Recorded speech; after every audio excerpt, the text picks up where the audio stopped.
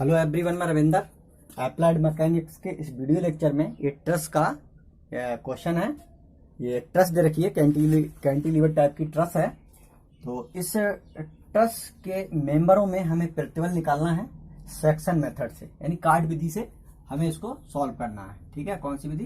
काट विधि। ठीक है, तो ये कैंटिलीवर टाइप की बीम है। वैसे हमारा पहला स्टेप किसी भी ट्रस को सॉल्व करने के लिए ये होता है कि सबसे पहले हम किसी ट्रस की दी हुई प्रतिक्रियाओं को निकाल लेते हैं, सपोर्टों पर प्रतिक्रियाएं निकाल लेते हैं। लेकिन यहाँ पर ये जो कैंटिलीवर टाइप की बीम है, तो इस बीम की प्रतिक्रियाएं हम नहीं निकालते हैं, वो हमारी बाय डिफॉल्ट ऑटोमेटिक निकल आती हैं। वो हम आपको अभी इस क्वेश्चन में ही बताएंगे कि कैसे निकलती हैं। तो हम सबसे पहला स्टेप ये है कि इस सेक्शन मेथड को सॉल्व करें या ज्वाइंट मेथड से सॉल्व करें।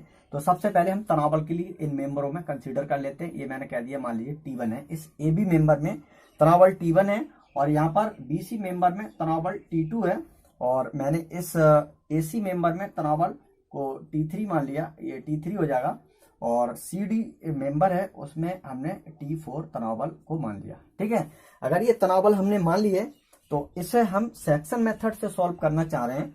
तो सेक्शन मेथड से सॉल्व करने के लिए सबसे पहले हम इस ट्रस को वर्चुअली रूप से ब्रेक कर देते हैं दो भागों में। ठीक है, तो वर्चुअली रूप से ब्रेक करने के लिए देखिए, वर्चुअली रूप से ब्रेक करते समय पे इस बात का ध्यान रखते हैं कि जो ट्रस को हम ब्रेक कर रहे हैं दो भागों में, तो वहां पर हम जो काट रहे हैं उसमें कटने वाले मेंबरों की संख्या 2 से 3 हो सकती है, 3 से ज्यादा ना हो। ठीक है, तो मैं एक बार फिर से अपनी बात को रिपीट कर रहा हूं कि ट्रस को वर्चुअली रूप से ब्रेक करते समय इस बात का ध्यान रखते हैं कि कटने वाले जो मेंबर हैं ट्रस के, वो 3 से ज्यादा ना हो। ठीक है, 3 तक हम इस किसी भी काट में काट सकते हैं। तो ठीक है, देखिए ये कोई जरूरी नहीं है मैं काट इधर से काटूं, ठीक है, या काट यहां से काटूं। ठीक है, जहां से आपको सुटेबल लगे। अभी आपको अगले क्वेश्चन में और ज्यादा प्रैक्टिस हो जाएगी। तो अभी देखिए, मैं यहाँ पर देखिए मेरे पास एक ऑप्शन ये है कि मैं इसको यहां से ब्रेक कर दूं इस ट्रस के लिए। ठीक है, यहां से मैंने ब्रेक कर दी। ठीक है, तो मैंने कह दिया कि इस यहां पर है ना, अगर ऐसे काट रहा हूं तो मेरे पास 2 मेंबर इसमें कट रहे हैं। ठीक है, मेंबर कौन सा कट रहा है? AB मेंबर कट रहा है और BC मेंबर कट रहा है। एक मेरे पास तरीका ये हो सकता था कि मैं इसको इस तरह से काटता, तो मेरे पास 1 2 3 मेंबर कट जाते। ठीक है, तो 3 मेंबर भी हम काट सकते हैं। ठीक है, कोई प्रॉब्लम नहीं है। तो हम काट को ऐसे भी काट सकते हैं और काट को ऐसे भी काट सकते हैं, आपकी मर्जी। ठीक है, तो मैंने कह दिया कि मेरे पास ये अब ट्रस 2 भागों में बढ़ चुकी है ना। एक ट्रस का पोर्शन उधर वाला हो गया और एक ट्रस का पोर्शन इधर वाला हो गया। दोनों ट्रसों को हम सॉल्व कर सकते हैं, किसी को भी पहले करें, इसको या इसको, वो आपकी मर्जी। लेकिन हम यहाँ पर देख लेते हैं, उस ट्रस का पोर्शन को पहले सॉल्व करते हैं जिसमें अननोन वेरिएबल कम से कम हो, तो जिससे हमारी कैलकुलेशन आसानी से हो जाती है। ठीक है, इधर वाला सॉल्व करेंगे तो हमें कुछ समीकरण बनानी पड़ेंगी, उसके बाद सॉल्व कर पाएंगे, काफी कॉम्प्लिकेटेड हो जाएगा। तो इस बात का आप ध्यान रखें, जिस ट्रस के जिस साइड पर है ना, जिस सेक्शन में ट्रस के कम वेरिएबल हैं, हम उसको सॉल्व करें। ठीक है, ये आपको प्रैक्टिस से पता लग जाएगा।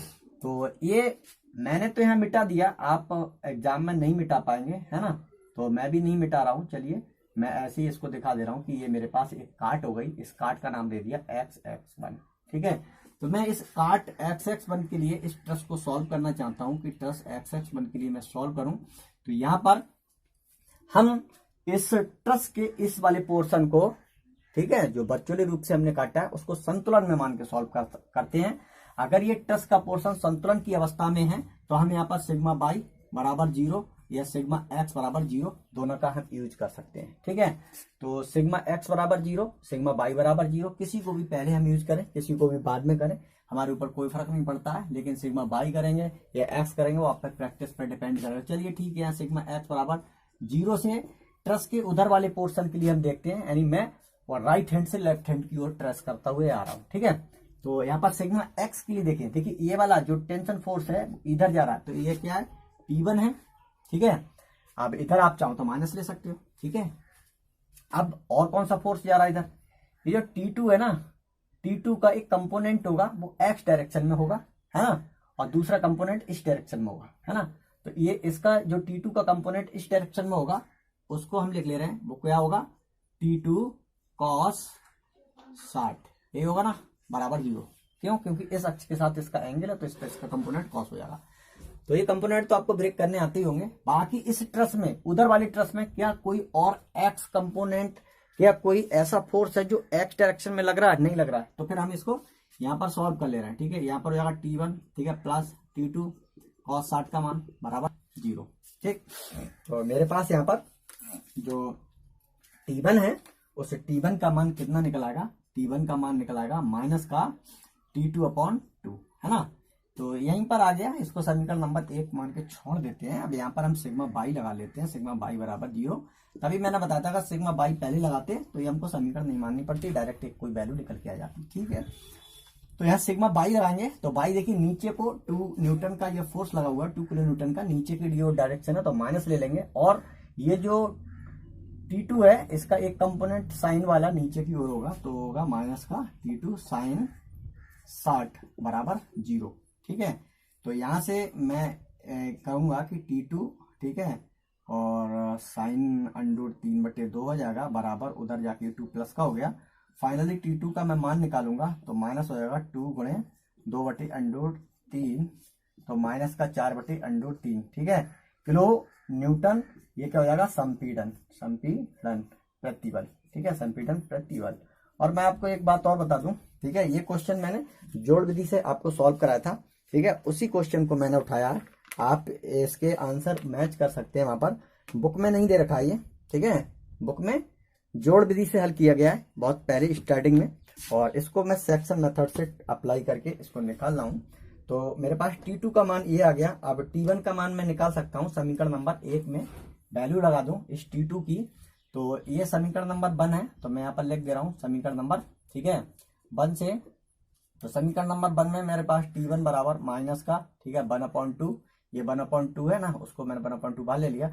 T2 की बस वैल्यू लगा रहा हूँ। T2 की क्या है? माइनस के 4/√3, तो माइनस माइनस प्लस हो जाएगा और 2 से 2 कट जाएगा, तो 2/√3 T1 का मान आ गया।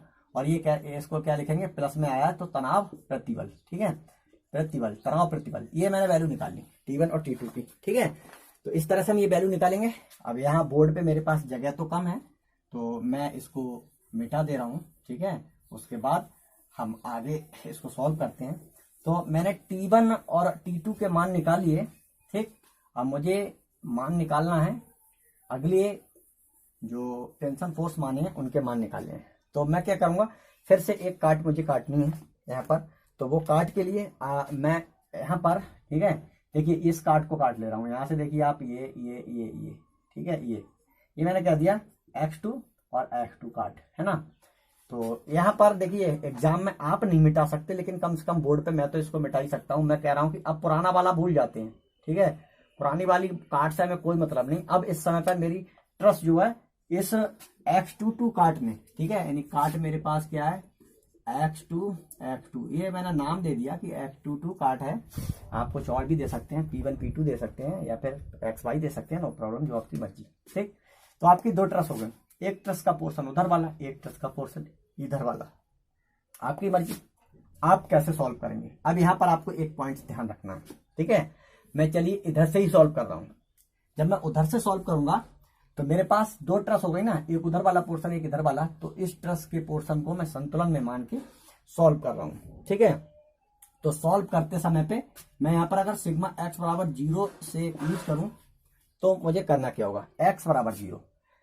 तो x हमको लेना क्या क्या होता है, जितने मेंबर इस ट्रस के कटे हैं सिर्फ उन पर ही फोकस रखना होता है। इस T2 है, इस पर हमें फोकस नहीं रखना है, यानी मेंबर BC पर फोकस बिल्कुल भी नहीं रखना है। सिर्फ जिस सेक्शन में, यानी जिस काट में जितने मेंबर कटेंगे कैलकुलेशन के दौरान, उन्हीं मेंबरों को हम कैलकुलेशन में सम्मिलित करेंगे। प्लस इसी के साथ साथ हम जो ट्रस का जो भी पोर्शन सॉल्व कर रहे हैं उस पर जितने बाहरी बल लगे हुए हैं उन बाहरी बलों को अपनी कैलकुलेशन में एज्यूम करते हैं, ऐड करते हैं, उसमें ले लेते हैं, ठीक है, तभी हम इसको सॉल्व कर पाएंगे। तो यहाँ पर सिग्मा x के लिए तो आप यहाँ पर देख लिए, ठीक है, क्या है, मैं इधर से ले रहा हूं, ठीक है, ये वाला पूरा पोर्शन ले रहा हूं। तो इस पोर्शन के लिए मेरे पास जो T1 है इसका डायरेक्शन जरा देखिए इधर की ओर है, तो मैंने कह दिया माइनस का T1, ठीक है। अब मेरे पास T4 का भी डायरेक्शन इधर है, तो माइनस का T4, ठीक है। सिंपल सिंपल सबसे पहले मैं ले रहा हूं। अब यहाँ पर ये जो मेरे पास ये मैंने भाई ये मेरे पास कटा हुआ है सेक्शन, तो ये मैंने ले लिया T1, ठीक है, T4 ले लिया। अब मुझे T3 के बारे में चर्चा करना है, ठीक है। तो T3 को मैं यहाँ पर किस तरह से निकालूं, ठीक है। तो T3 के लिए देखिए सबसे पहले तो मैं एक काम कर रहा हूं, यहाँ पर ये वाला देखिए जरा जेड रूल बन रहा है, ये जेड रूल से ये 60 अंश का मैंने कोण निकाल लिया, ठीक है। अब मुझे T3 को एक्स अक्ष पर ब्रेक करना है, तो इधर ये ब्रेक होगा, इसकी डायरेक्शन इधर ही होगी, ठीक है, इस डायरेक्शन में होगी। तो मेरे पास होगा माइनस का T3 कितना हो जाएगा cos 60 बराबर क्या हो जाएगा 0। और तो कुछ नहीं है, बस 3 मेंबर कटे हैं, 1 2 3, है ना, इनको मैंने यहाँ पर शामिल कर लिया। तो यहाँ पर अब T1 का जो मान है वो हम पहले निकाले थे, उससे हम यहाँ पर T1 का मान लगा दे रहे हैं, ठीक है। तो T1 का मान मैंने कितना निकाला था, मैं अभी देख ले रहा हूँ। T1 का था 2/√3, है ना। तो माइनस का 2/√3 मैंने ये लगा दिया, ठीक है। तो प्लस का था, माइनस यहाँ पर है ना। या माइनस को ऐसा यहाँ से रिमूव कर देते हैं, माइनस को रिमूव कर दे रहे हैं एक समीकरण में, यानी T1 प्लस T4, ठीक है, ऐसे लिख ले रहा हूँ, और प्लस का T3, ठीक है, cos 60 का मान लगा दे रहा हूँ 1/2 बराबर 0। अब यहाँ पर मैं T1 का मान लगा दे रहा हूँ। T1 का मान क्या, 2/√3, जो कि हम पहले निकाल चुके थे, ठीक है, प्लस T4, ठीक है। T3 का हमें मान नहीं पता है, तो हमारे पास हो जाएगा T3/2 बराबर 0, ठीक। तो यहाँ मेरे पास क्या हो जाएगा T4 प्लस T3/2 बराबर माइनस का 2/√3, ठीक है। समीकरण नंबर 1 मान के, या 2 मान लो इसको, या 3 मान लो, जो भी मान चुके हो पहले उससे एक हट के आगे बढ़ा के मान लो। ये मैंने यहाँ पर सॉल्व करके इसको छोड़ दिया। अब क्या कर रहा हूँ, सिग्मा बाई बराबर 0 से यहाँ पर मैं लगा रहा हूँ। अब सिग्मा बाई बराबर 0 करूंगा तो यहाँ पर देखिए बाई डायरेक्शन में फोर्स कौन से लगेंगे, मैंने बताया कि बाई डायरेक्शन में ट्रस का ये वाला पोर्शन मैंने लिया है, तो जितने बाहरी बल लगे हुए हैं इस ट्रस के पोर्शन पर, उनको हमें अपनी कैलकुलेशन में शामिल करना होता है, प्लस जितने मेंबर कटे हुए हैं उन मेंबरों को शामिल करना होता है। इस बात का आपको विशेष ध्यान रखना है। तो ये फोर्स और ये फोर्स दोनों नीचे की ओर लग रहे हैं, तो मैं यहाँ पर कह दे रहा हूँ माइनस का 2 माइनस का 4, ठीक है। 2 फोर्स एक्स डायरेक्शन में हो गए। अब एक फोर्स मेरे पास कौन सा होगा, उसके लिए मैं देख रहा हूँ, ठीक है। बाई डायरेक्शन में कौन सा फोर्स होगा, देखिए ये तो T4 है, ये तो कभी हो नहीं सकता, ये T1 नहीं हो सकता, सिर्फ ये 3 वाला है जो कटा है, इसका ये वर्टिकल कंपोनेंट है ना, इन दोनों के अपोजिट डायरेक्शन में ऊपर को जाएगा, तो उसकी वैल्यू कितनी हो जाएगी, यहाँ पर प्लस की होगी कितनी, T3 साइन 60 बराबर 0, ठीक है। तो यहाँ से हम T3 साइन 60 का मान √3/2 लगा दिया, ये 6 हो गए, उधर आके प्लस के 6 हो जाएंगे। तो यहाँ पर मैं फिर से क्या करूंगा, T3 का मान निकालूंगा, तो मेरे पास हो जाएगा 12/√3, ठीक है। प्लस में आया तो ये हो गया तनाव, ठीक है, प्रतिबल, तनाव प्रतिबल, ठीक है। तो T3 का मान मैं कहीं पर लिख ले रहा हूँ, मुझे कहीं जरूरत पड़ेगी, मैं मान लीजिए यहाँ लिख ले रहा हूँ। T3 का मान मेरे पास कितना आ गया, 12/√3, ठीक है। और अब इस T3 का मान हम समीकरण नंबर 2 में लगा दे रहे हैं, तो जब 2 में हम T3 का मान लगाएंगे तो हमें T4 का मान मिल जाएगा। यहाँ पर मेरे पास T4 प्लस, ठीक है, T3 यानी 1/2, और 3 का मान यहाँ से लगा दिया 12/√3, ठीक है, 12/√3 मैंने ये लगा दिया, अरे 12/√3, ठीक है। अब बराबर कितना यहाँ पर दे रखा है, माइनस का 2/√3, ठीक है। तो मैं यहाँ पर T4 का मान निकाल ले रहा हूँ, ये यहाँ कट जाएगा, 6/√3 हो जाएगा, और माइनस का 2/√3, और ये इधर जाके माइनस का हो जाएगा 6/√3, तो ये हो जाएगा 6 2 8, माइनस का 8/√3, ठीक है। किलो न्यूटन संपीड़न बल, तो आप लिख ले यहाँ पर, ठीक है, किलो न्यूटन मेरे पास जगह कम है, संपीड़न प्रतिबल। तो T4 का मान मैं यहाँ पर निकाल के रख ले रहा हूँ, ताकि मुझे जरूरत पड़ेगी 8/√3, ठीक है, ये मैं यहाँ पर, ठीक है। तो इस तरह से हमने देखिए T1 T2, ठीक है, T3 और T4 के मान निकाल लिए, और हमें इतने ही साइज निकालने थे, है ना। T5 है क्या, T5 नहीं है ना। तो मैं यहाँ पर सब बलों को फिर से एक बार लिख देता हूँ, ठीक है, कि मेरे पास कितनी कितनी वैल्यू आ रही है, ठीक है। तो यहाँ पर देखिए T1 का जो मान आया था वो मेरे पास कितना था, मैंने नोट कर लिया है 2/√3, ठीक है। T2 का मान कितना मैंने नोट निकाला था, T2 का माइनस का 4/√3, ठीक है। T3 का मान मैंने कितना निकाला था अभी, ये आ गया 12/√3 प्लस का, ठीक है। T4 का मान कितना आया था, माइनस का 8/√3, ठीक है। ये इतने किलो न्यूटन, ये तनाव बल हो गया, ये संपीड़न प्रतिबल हो गया, ये तनाव प्रतिबल, ये संपीड़न प्रतिबल। ये हमने इस तरह से मान निकाली। अब देखिए इस ट्रस में हमने प्रतिक्रिया बल क्यों नहीं निकाले थे, इस बात पे हम थोड़ी सी चर्चा कर ले रहे हैं, ठीक है। तो देखिए प्रतिक्रिया बल इस पॉइंट पर, ठीक है, इस पॉइंट पर जो फोर्स लग रहा है ना, फोर्स लग रहा है, अब वो डिपेंड करेगा, ठीक है, किस पर, कि देखिए इस पॉइंट पर एक फोर्स ये इधर लग रहा है और एक फोर्स ये लग रहा है, दो फोर्स लग रहा है ना। तो इन दोनों बलों के परिणामी बल के बराबर और विपरीत डायरेक्शन में एक फोर्स लगेगा, उसको हम यहाँ पर प्रतिक्रिया बल कहेंगे, ठीक है। तो इसलिए पूछा नहीं जाता, अगर पूछा जा रहा है तो हम इस, देखिए ये पॉइंट पर आराम से निकाल सकते हैं, डी पॉइंट पर सिर्फ T4 इधर लग रहा है, तो डी पॉइंट पर प्रतिक्रिया बल इधर लगेगा, ठीक है। डी पॉइंट पर आरडी प्रतिक्रिया होगी, वो कितनी होगी, T4 की जस्ट अपोजिट। अब देखिए T4 आपका कितना आया, माइनस में आया है, ठीक है, T4 माइनस में आया है, तो ये कितना हो जाएगा, ये प्लस में हो जाएगा 8/√3 किलो न्यूटन, ठीक है। बात समझ गए।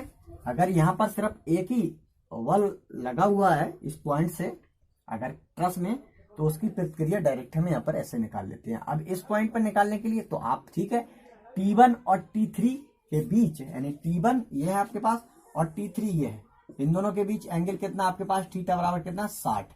तो आप यहाँ पर समांतर चतुर्भुज के नियम का यूज करके इन दोनों का परिणामी बल निकाल सकते हैं, ठीक है।